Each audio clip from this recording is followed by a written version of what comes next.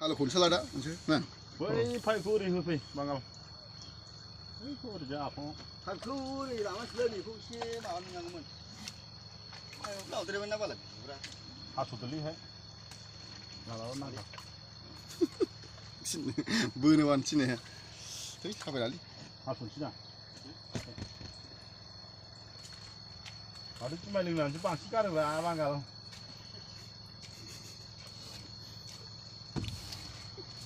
pipe हास'नायानो बांसिन सोरबाबाना पाइपखौ बानानैनो बारा नागिरथिनाबो थागौमोन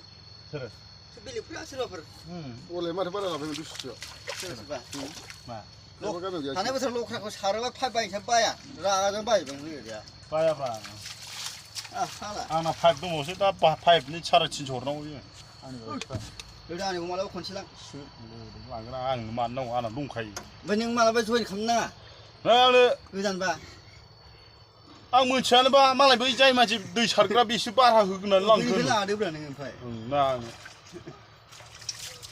एखे खासो माथो एखे पकर माथो ओइ लामब्रेनायाव मोनगोन एबार